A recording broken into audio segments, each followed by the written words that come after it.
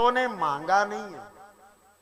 मैं कल आपको कथा कहने वाला था लेकिन समय हो गया था। आपने सुदामा की कथा तो सुन रखी होगी। 11 दिन के उपवास हो गए थे सुदामा के घर में, भगवान कृष्ण के परम प्रिय मित्र, लेकिन फिर भी भगवान से मांगा नहीं था। पता है, जब उनकी पत्नी सुशीला ने कहा कि आप चले जाओ ना द्वारिका और वहां से कुछ ले आओ, हमें गरीबी है, ये गरीबी चली जाएगी तो हम कृष्ण को वापस दे देंगे, थोड़ा ले आओ ना। तो सुदामा ने कहा था कि अरे पगली, मैं मांगू, मुझे मांगना याद नहीं है, मुझे मांगना आता ही नहीं है, और मैं कृष्ण का भक्त होकर मांगू, ये बात मंजूर नहीं है मुझे। पत्नी ने कहा कि मैं मांगने का कहां कह रही हूं, आप गोविंद से जाकर मिल लो। तो पता है, यहां पर भी बहाना किया था कि मैं गोविंद से मिलने जाऊं, लेकिन वो छोटा है, मैं बड़ा हूं, और बड़ा जब छोटे के घर जाता है तो कोई भेंट के लिए ले जाना पड़ता है, और हमारे घर में तो खाने के लिए भी नहीं है, क्या ले जाऊं। तो पत्नी ने क्या किया, पड़ोस से चावल मांग कर लाई थी। घर में कपड़ा तो था ही नहीं, एक पुराना कपड़ा मिला, उसमें चावल की पोटली बना दी और कहा लो गोविंद को दे देना। सुदामा को लगा कि अब ये मानेगी नहीं पर भेजेगी मुझे। तो सुदामा ने कहा कि देख, एक बात कहकर जाता हूं, मैं गोविंद से मांगूंगा नहीं, मांगूंगा नहीं। पत्नी ने कहा कि मैं मांगने का क्या कह रही हूं। उसे पता था कि गोविंद तो अंतर्यामी है, सब बात को जानते हैं, ये केवल चले जाए।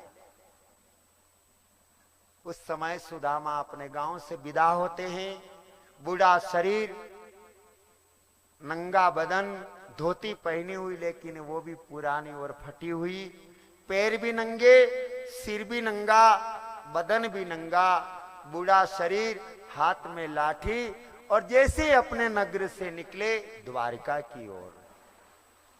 कथा मिलती है कि जब द्वारिका में चले गए सुदामा, बड़ी सुंदर द्वारका देखी, तो सुदामा ने कहा, अरे गोविंद, ये आंखें क्या देख रही है कि तू इतनी सुंदर नगर में रहता है। हे कान्हा, जो मैंने सोचा था कि मेरा गोविंद खुश रहे, मेरा गोविंद सलामत रहे, आज तेरे ये महल, तेरी ये गलियां देखकर मेरा दिल खुश हो गया कान्हा कि तू सुखी है। ऐसा विचार करते करते एक आदमी निकला, उससे पूछा, भाई कृष्ण का महल कौन सा है। तो कृष्ण नाम लिया तो वो आदमी रुक गया, रुका और उसने सुदामा को पैरों से लगाकर ऊपर तक देखा और कहा, कमाल है, हमारे राजा हैं कृष्ण, और ये आदमी है, ये भी गरीब आदमी है, और राजा भी नहीं बोला, ये तो कह रहा कि कृष्ण का महल है, कहाँ है। कृष्ण के महल के बारे में पूछा तो इसका मतलब ये लगता है कि ये कृष्ण का है तो नजदीकी, पर जतता नहीं है कि ये कृष्ण का नजदीकी होगा, क्योंकि कहाँ कृष्ण ने कहा यह है।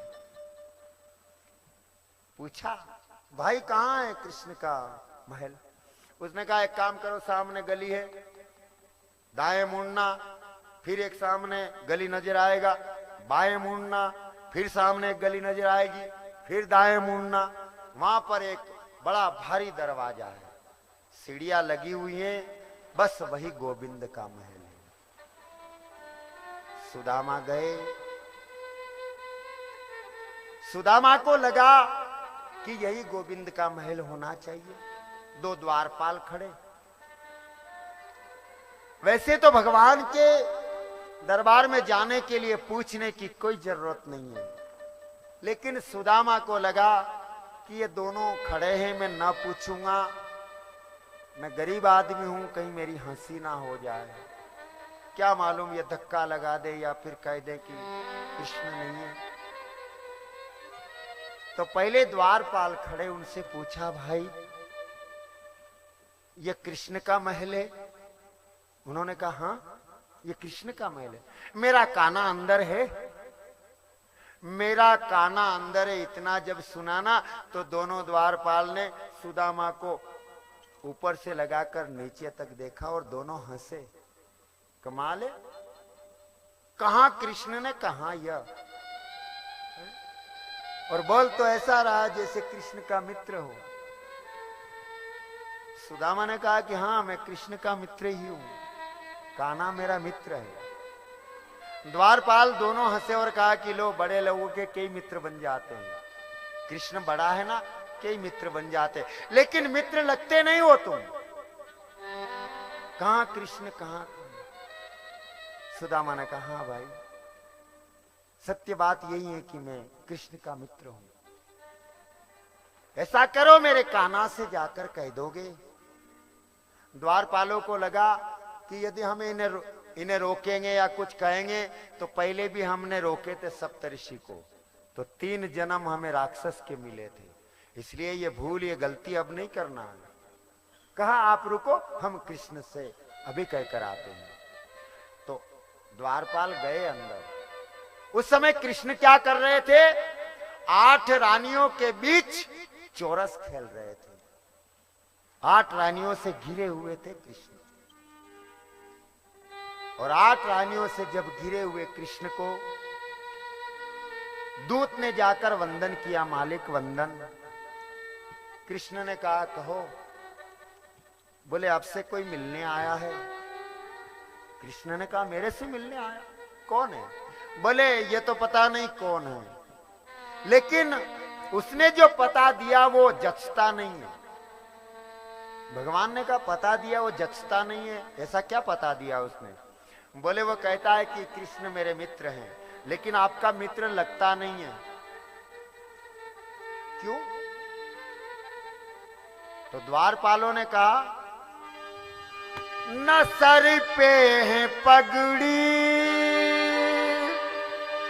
न तन पे है जामा।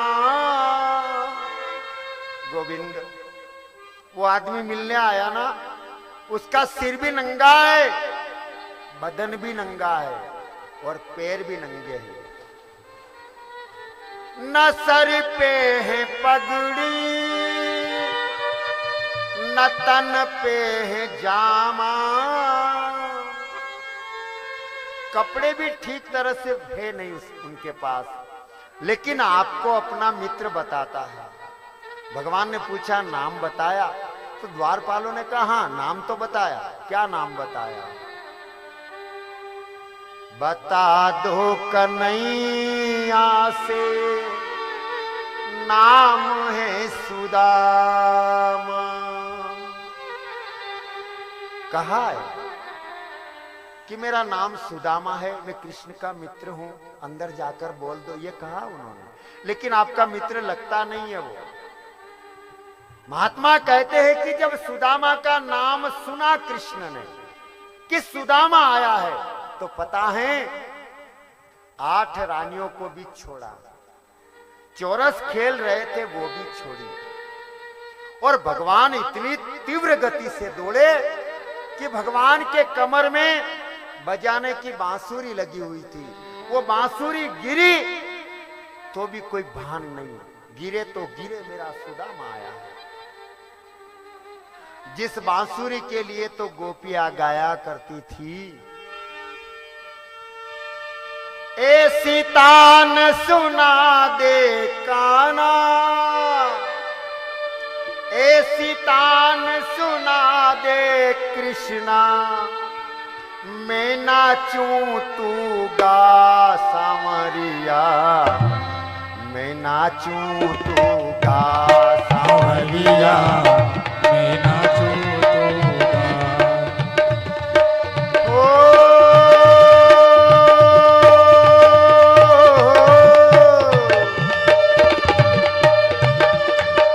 ऐसी तान सुना दे सांवरिया, ऐसी तान सुना दे सांवरिया, ऐसी तान सुना दे सांवरिया, ऐसी तान सुना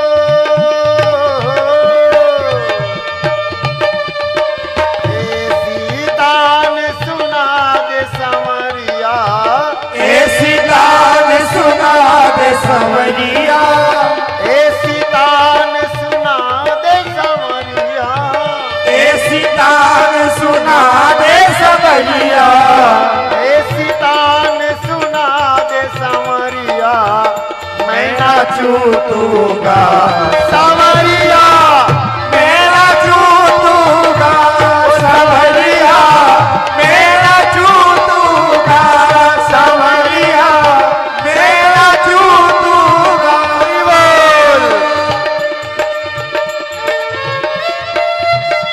जय हो।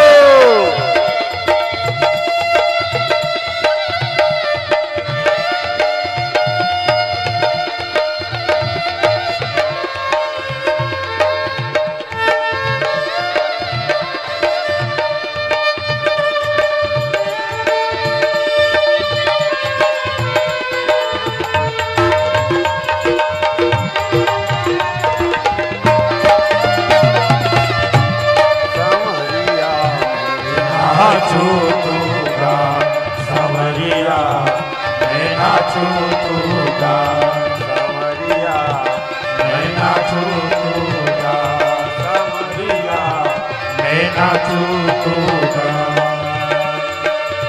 रस की धार बहे जीवन में, रस की धार बहे जीवन में, अनुपम प्यार बहे इस मन में, अनुपम प्यार बसे इस मन में, रस की धार बहे जीवन में, रस की धार बहे जीवन में, अनुपम प्यार बहे इस मन में, अनुपम प्यार बहे इस मन में, करुणा रस बरसा संवरिया, मेरा चूतूगा संवरिया, मेरा चूतूगा संवरिया, मेरा चूतूगा संवरिया, मेरा चूतूगा।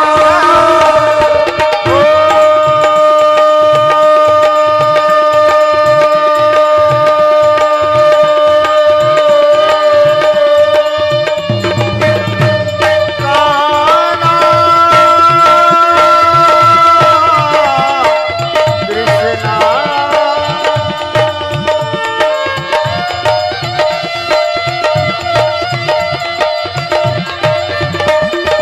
ऐसी तान सुना दे संवरिया, ऐसी तान सुना दे संवरिया, ऐसी तान सुना दे संवरिया, ऐसी तान सुना दे संवरिया, मैं नाचूं तू गा संवरिया, मेरा चूतूगा संवरिया, मेरा चूतूगा संवरिया, मेरा चूतूगा संवरिया, मेरा चूतूगा संवरिया।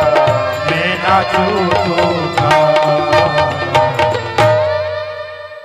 जिस बांसुरी के बारे में तो गोपियां गाया करती थी, है काना ऐसी तान सुना सांवरिया, मैं नाचू तू गा।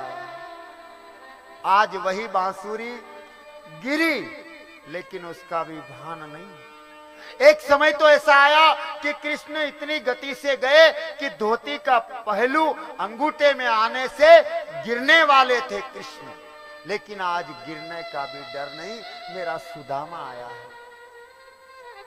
और पता है, सुदामा तो इंतजार कर रहा था कि गोविंद आएगा, लेकिन यहाँ खड़ा रहेगा, मैं नीचे खड़ा हूं, पूछेगा कौन है तो बताऊंगा कि सुदामा हूं। फिर पूछेगा कि कहाँ मिले तो कहूंगा कि उज्जैन नगर में मिले थे, अवंतिकापुरी में, मैं वही तो हूं। फिर कहेगा कि आ चला, ऐसी कल्पना लेकर सुदामा खड़े थे। लेकिन भगवान कृष्ण क्या करते हैं, जैसे सुदामा खड़े थे, भगवान कृष्ण दौड़ते हुए गए और सुदामा को गले ही लगा लिया। ये भी नहीं पूछा कि तू कौन है, कब मिला था, कब मित्रता हुई थी। गले मिले हुए सुदामा को लगा कि वारे कान्हा, मैं तो समझा था कि तू भूल गया, कृष्ण भगवान बहुत रोए, सुदामा भी बहुत रोए, बहुत रोए। यहां लेखनी ये नहीं बता सकती है कि पहले सुदामा मिले थे या पहले कृष्ण मिले थे। बाहों में भगवान कृष्ण सुदामा को अंदर ले जाते हैं।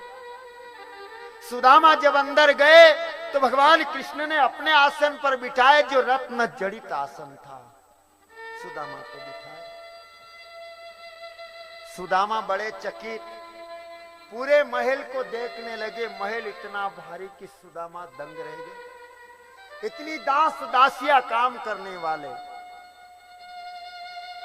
सुदामा को लगा कि वारे कान्हा, तू तो इतना खुश सुख में जी रहा है, सुख में जी रहा है।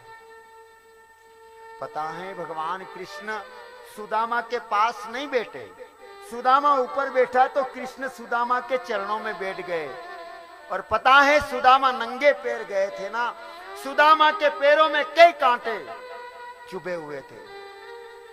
भगवान कृष्ण ने पैरों से खून निकलते देखा ना, तो भगवान ने सुदामा का पैर उठाया। बहुत कांटे लगे हुए थे। सुदामा ने वो कांटे अपने नाखून से निकाले। कई कांटे तो नाखून से निकल गए, पर कई कांटे नाखून से नहीं निकल रहे थे, तो मेरे कृष्ण ने दांतों से निकाल दिए। बहुत रोए कृष्ण। हे सुदामा, तेरी ये हालत, और तू अभी तक मेरे से मिलने क्यों नहीं आया? क्यों नहीं आया? कहते हैं कि इतना कृष्ण रोए कि सुदामा के चरण धोने की जरूरत भी नहीं पड़ी। कृष्ण के आंसू से ही सुदामा के चरण धुल गए। इतना रोए गोपी। रुक्मणी से कहा, रुक्मणी ऐसा करो, जल गर्म करो, अच्छे वस्त्र निकालो, अच्छे अलंकार निकालो, ये मेरा मित्र आया है, मित्र आया है। तो पता है सब रानियां क्या करती हैं? बराबर के अपने बिठाए सुदामा को, चरण आंसुओं से सामने यूं धोए। पर हुआ रुक्मणी को बहुत ही अचंबा। हुआ रुक्मणी को बहुत ही अचंबा। पता है जब मित्र का कहा ना कि ये मेरे मित्र आया है, तो रुक्मणी ने घूंघट में से सत्यभामा को देखा और सत्यभामा से कहा कि लो, अब न जाने कौन कौन मित्र बनाकर आने लग गए। पता है कहां ये कृष्ण ने कहा ये मित्र, इशारों इशारों में किया। हुआ रुक्मणी को बहुत ही अचंबा, यह मेहमान अजीब आ गया है। बड़ा अजीब मेहमान लगा, न पहनने के लिए कपड़े, न सिर ढका हुआ, पैर भी नंगे, और कहते कि यह मेरा मित्र है। भगवान ने आवाज दी, रुक्मणी जल्दी काम करो। और जैसे ही भगवान ने आज्ञा दी तो सब काम में लग गई। कोई जल गर्म करने लग गई, कोई ठंडा पानी लाने लग गई, कोई वस्त्र निकालने लग गई, कोई अलंकार निकालने लग गई। क्योंकि भगवान को पता था कि ये सुदामा मेरे से कुछ दबा रहा है। भेंट ले गए थे सुदामा, लेकिन इतना भारी महल, इतने दास दासियां देखी ना, तो सुदामा जी ने पोटली बगल में दबा ली थी कि थोड़ी देर मिल लूंगा, किसी बहाने बाहर जाऊंगा ना तो फेंक दूंगा। कारण कि मैं सूखे चावल दूंगा तो ये कहेगा कि वारे लाया, लेकिन वो भी सूखे चावल लाया, और मेरी तो इतनी ही औकात है। कारण कि यदि मैं धन वाला होता तो कृष्ण के लिए बड़ी वस्तु लेकर आता। इसका जैसा महल है वैसी वस्तु में ला नहीं सका, मैं तो गरीब आदमी हूं, तो मैं बगल में फेंक दूंगा। लेकिन भगवान कृष्ण तो समझ रहे थे। अंदर से आवाज आई, प्रभु जल गर्म हो गया है, वस्त्र निकाल दिए, अलंकार निकाल दिए। ऐसा करो रानियों कि मैं सुदामा को स्नान करूं, इतने सटरस भोजन बना दो। सब भोजन बनाने में लग गए। सुदामा से कहा, चल सुदामा तेरे को स्नान करवा दूं। सुदामा ने कहा, कान्हा मैं जाति का ब्राह्मण हूं, सुबह स्नान करके निकला हूं, मैं कोई बिना स्नान से। तो उन्हें पता था कि स्नान करूंगा तो ये बगल वाली पोटली का क्या होगा। बोले मैं घर से नहाकर आया हूं। भगवान ने कहा, पूरा धूल में सन रहा है और कहता है मैं घर से नहाकर आया हूं, चल मैं नहलाऊं तुझे। और कौन सा हाथ पकड़ा भगवान ने? वही हाथ पकड़ा जिसके बगल में पोटली थी। यहां से पकड़ा, चल, तो पोटली निकल गई, नीचे गिरी। पुराना कपड़ा था, फटा और चावल बिखर गए। उस समय भगवान कृष्ण ने सुदामा की ओर देखा और कहा कि एक बात कहूं सुदामा, मैं तो तुझे बचपन में ना समझ रहा था रे, लेकिन आज पता चला कि तू तो अभी भी ना समझ है। लेकिन मेरी भाभी ना समझ नहीं है। मेरी भाभी ने भेंट पहुंचाई लेकिन तू दबा रहा था। सुदामा ने कृष्ण के दोनों बाहें पकड़ी और कहा, कान्हा बड़ा गरीब आदमी हूं रे, तेरे लिए बड़ी भेंट नहीं ला सका ना, तो तेरा महल तेरा गांव देखकर मेरे दिल को लगा कि मैं इसको सूखे चावल दूंगा तो क्या औकात रहेगी मेरी। मैं पैसे वाला नहीं हूं रे। सुदामा की आंख में आंसू आए, मैं गरीब हूं कृष्ण। भगवान कृष्ण ने कहा कि मेरी भाभी ने भेंट पहुंचाई थी लेकिन तू दबा रहा था। तूने बचपन में एक बार गलती कर ली, मेरा भाग तू खा गया था, इसीलिए तो तेरे में गरीबी थी और आज फिर भाग खा रहा था। भगवान कृष्ण झुके, चावल को इकट्ठा किया और मुट्ठी भरकर चावल खा लिए। दूसरी मुट्ठी भरी, फिर खा लिए। तीसरी मुट्ठी भरी और खाने वाले रुक्मणी दौड़ती हुई आई, गोविंद का हाथ पकड़ लिया। बस पता है आपने 2 मुट्ठी चावल खाए ना, इस ब्राह्मण को 2 लोक का राज्य दे दिया है। यदि 1 मुट्ठी और खा लोगे तो 3 लोक का राज्य चला जाएगा, हम गरीब हो जाएंगे और हमें मजदूरी करना याद नहीं है कृष्ण। हमने कभी मजदूरी नहीं की है, हम कैसे जिएंगे। भगवान कृष्ण ने कहा, रुक्मणी मेरा ये त्रिलोक संतों के लिए है। ये सूरज निकलता है रुक्मणी, ये संतों के लिए निकलता है। ये हवा चलती है, ये संतों के लिए चलती है। ये जल बरसता है, ये संतों के लिए बरसता है। ये धरती अनाज पैदा करती है, ये संतों के लिए करती है। वो तो संतों की आड़ में आप और हम लाभ ले रहे हैं, अन्यथा हमारे लिए नहीं उगता है ये सूरज, ये संतों के लिए उगता है। ये मेरे शब्द नहीं है, भगवान कृष्ण के शब्द है बाप। हमारे लिए तो कब कि अधिक बारिश हो जाए ना, ज्यादा नुकसान हो जाए ना, तो समझना चाहिए कि ये हमारे लिए गिरा था। प्रामाणिक बारिश होना तो समझना चाहिए कि ये तो संतों के लिए हुई है। यहां कोई घटना घटे ना, तब समझना कि ये हमारे लिए हुआ है। संतों के लिए ऐसी घटना नहीं घटती है। हे रुक्मणी, मेरा पूरा त्रिलोक संतों के लिए है। रुक्मणी ने कहा कि फिर भी ठाकुर कुछ बचा लीजिए, हम गरीब हो जाएंगे, हमें मजदूरी याद नहीं है। भगवान ने कहा ठीक है रुक्मणी, तू कहती है तो मैं ये मुट्ठी छोड़ दी। भगवान श्री कृष्ण सुदामा को ले गए, स्नान करवाए, अच्छे वस्त्र पहनाए, अलंकार पहनाए, सिंहासन पर पुनः बिठाए। भगवान गंगा जल लाए। सुदामा से कहा, सुदामा हाथ धो, कारण कि भोजन बन गया है। सुदामा ने हाथ धोए। सटरस भोजन की थाली रुक्मणी लेकर आई। रुक्मणी ने जैसे ही थाली रखी, भगवान श्री कृष्ण आमने सामने बैठ गए दोनों। भगवान ने कहा, सुदामा भोजन आ गया है, आरंभ करो। और सुदामा ने जैसे ही अपनी थाली से निवाला उठाया और मुंह तक ले गए, लेकिन अपने 11 दिन के भूखे बच्चे याद आ गए, हाथ रुक गया। जिस बाप के बेटे ने 11 दिन तक नहीं खाया, उस बाप के सामने आज सटरस भोजन आया, लेकिन बाप के हलक से नीचे उतरे तो कैसे उतरे? जिसके बच्चे बिलक रहे हैं, जिसके बच्चे रो रहे हैं।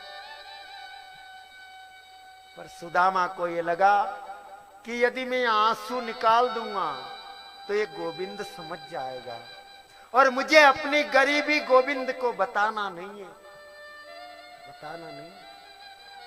मुझे यह नहीं कहना है कि मेरे बच्चे भूखे हैं, मुझे नहीं बताना है। आंसू को पी गए और भोजन आरंभ कर लिया।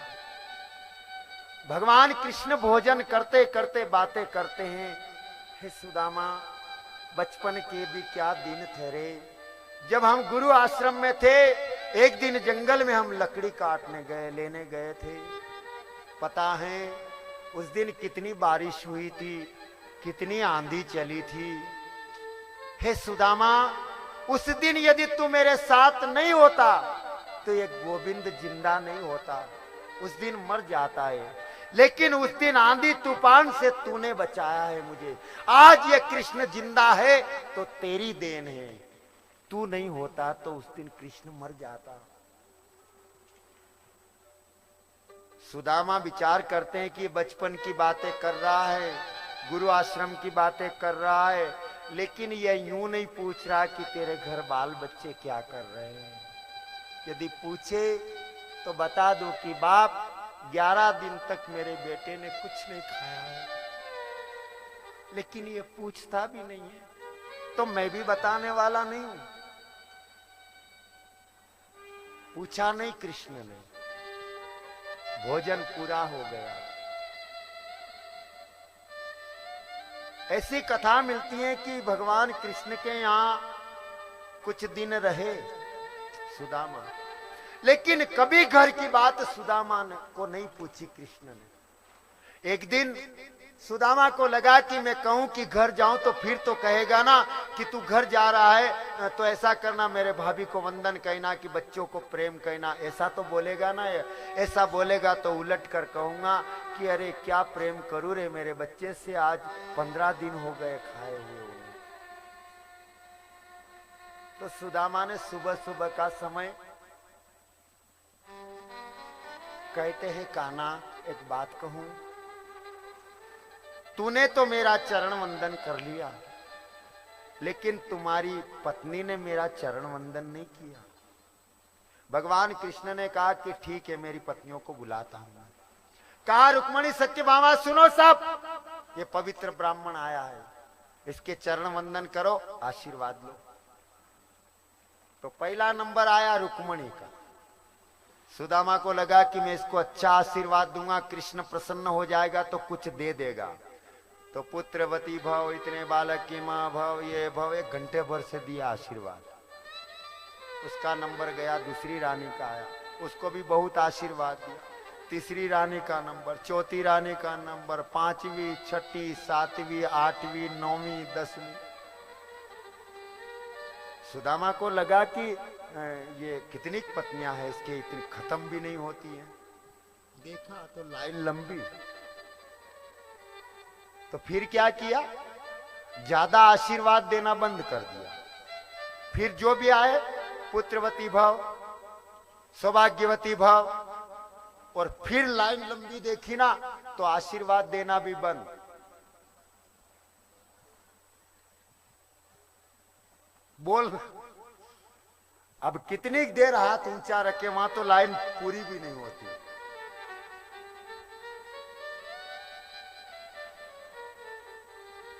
फिर देखा, गोविंद को बुला, इधर आ, तेरी रानी कितनी है? भगवान ने पूछा, क्यों? अरे बोले, मैं आशीर्वाद दे देकर थक गया पर लाइन खत्म नहीं होती। कितनी रानियां हैं तेरे? अरे बोले 16,108 रानी है मेरे।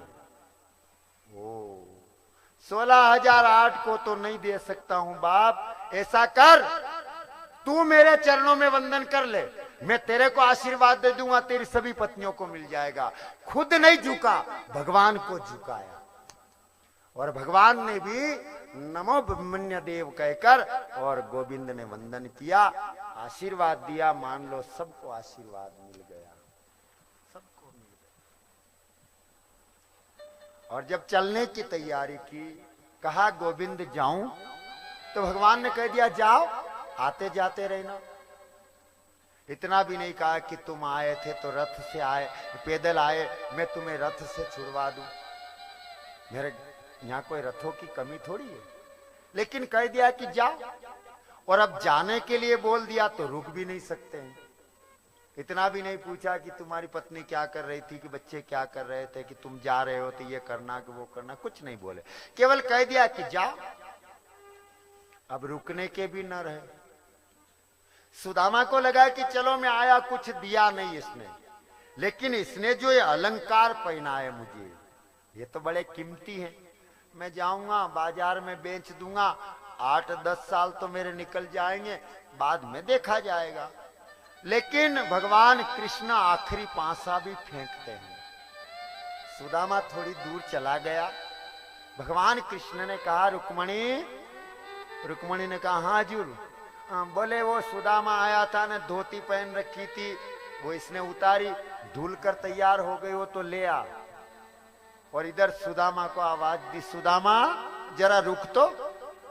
सुदामा समझ गए कि धोती मंगवाई, इसका मतलब क्या बनता है, क्या बनता है। रुक गए। भगवान कृष्ण को रुक्मणी आकर वो फटी पुरानी धोती दे गई। उस समय भगवान वो लेकर सुदामा के पास जाते हैं और कहते हैं सुदामा एक काम कर, ये जो वस्त्र अलंकार है ना, ये उतार दे, ये तेरी धोती पहन ले पुरानी। सुदामा ने कहा क्यों? अरे बोले तू नहीं जानता है, तू पैदल जा रहा है ना, पैदल जा रहा, तेरे पास इतने कीमती गहने पहने हुए, इतने कीमती वस्त्र हैं कि यदि तू जाएगा और बीच में कभी कोई चोर मिल जाएंगे ना, तो पता है तेरे से लूट लेंगे। और लूटे तो कोई बात नहीं, पर मैंने सुना है कि चोर बिना मेहनत लेते नहीं है, तो 1-2 तेरे लगाएंगे। और मेरे कपड़े के लिए, गहने के लिए तुझे मार खानी पड़े, ऐसा काम मैं क्यों करूं? उतार दे। सुदामा को लगा कि अरे वाह, बचपन में तो मेरा जूता खा लेता था ये, लेकिन आज कपड़े भी उतरवा रहा है। उतार दिए सुदामा ने, अपनी धोती पहन ली, सब वस्त्र उतार कर गोविंद को दिए। फिर गोविंद की दोनों बाहें पकड़ी सुदामा ने और कहा कान्हा एक बात कहूं, मैं तेरा वैसे कोई नहीं लगता हूं, मैं तेरी समाज का भी नहीं हूं, मैं तेरा कुछ नहीं लगता हूं, परिवार का भी नहीं हूं, रिश्तेदार भी नहीं हूं, लेकिन कृष्ण मैं तुमसे बड़ा हूं, तू छोटा है, मैं बड़ा हूं, इसलिए मैं तुझे कुछ तो कह सकता हूं। भगवान ने कहा कहो सुदामा क्या कहना चाहते हो? हे गोविंद एक बात कहूं, तू हमारी धरोहर है बाप, मैं जानता हूं कि तू उल्टे राजा को सीधा कर रहा है, लेकिन समस्त जगत का कल्याण करना बाप, तू सभी का कल्याण करना, पर यह करने में तेरे शरीर को कहीं आंच ना आ जाए, तेरे शरीर को कहीं चोट ना लगे, ये तू मुझे वचन दे। ऐसा जब सुदामा ने कहा ना, तो गोविंद रोने लग गए। कहा सुदामा एक बात कहूं, आज तू ये भाषा जो बोल रहा है, ये भाषा मुझे लगता है तू नहीं बोल रहा है, तेरे शरीर में आकर शायद मेरी माँ यशोदा बोल रही है, या शायद मेरा नंद बाबा बोल रहा है। कारण कि जब मैं घर से बाहर जाता था ना, तो पता है मेरी माँ यशोदा कहती कान्हा तेरे को कहीं चोट नहीं लग जाए,